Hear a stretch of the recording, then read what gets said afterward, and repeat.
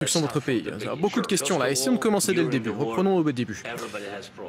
Depuis le début de la guerre, tout le monde a des problèmes, même vous.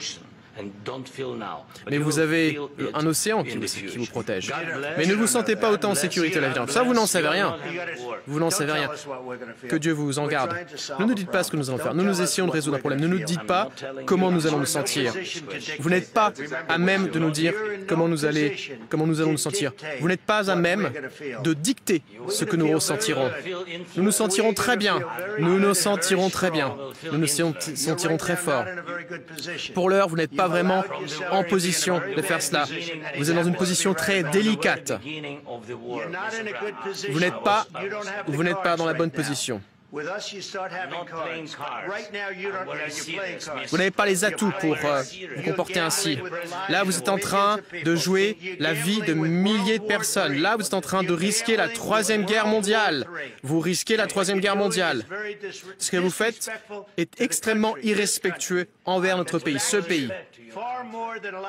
Beaucoup plus irrespectueux que... Est-ce que... Vous avez réfléchi un petit peu à l'objectif de toute cette réunion? Est-ce que vous avez dit une seule fois merci? Vous êtes rendu en Pennsylvanie en octobre, vous avez fait campagne pour l'opposition, essayez de faire preuve de gratitude pour les États-Unis. Le président essaie de sauver votre pays, s'il vous plaît. Vous voyez que si vous parlez à tue-tête sur la guerre, non, il ne parle pas à tue-tête. Votre pays est vraiment dans une situation problématique. Oui, je le sais, votre pays a des gros problèmes. Vous n'êtes pas en train de gagner cette guerre. Vous aurez une sacrée bonne chance de vous en sortir grâce à nous. Oui, Monsieur le Président. Depuis le début de la guerre, nous avons été seuls. Mais je vous remercie. Nous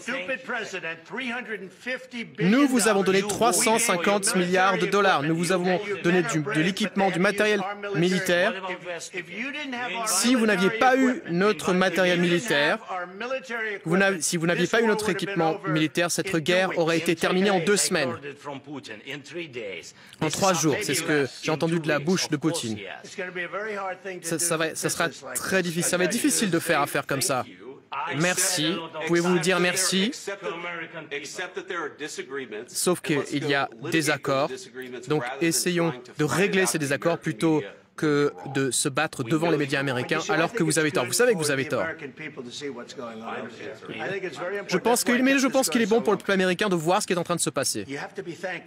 Vous devez être reconnaissant. Il y a des gens qui sont en train de mourir. Vous avez de moins en moins de soldats. Vous serez bientôt à court de soldats. Et là, vous nous dites que vous ne voulez pas de... Vous nous dites, je ne veux pas de cessez-le-feu. Écoutez, si vous pouvez obtenir un cessez-le-feu dès maintenant, moi je vous dis, prenez-le. Et les balles arrêteront de fuser. Je veux arrêter la guerre. Je vous le dis, moi je veux un cessez-le-feu. Parce que vous pouvez obtenir un cessez-le-feu plus rapidement qu'un accord. Ce n'est pas avec moi que vous avez signé un accord. C'était avec un type qui s'appelait Biden qui n'était pas intelligent. Mais c'était...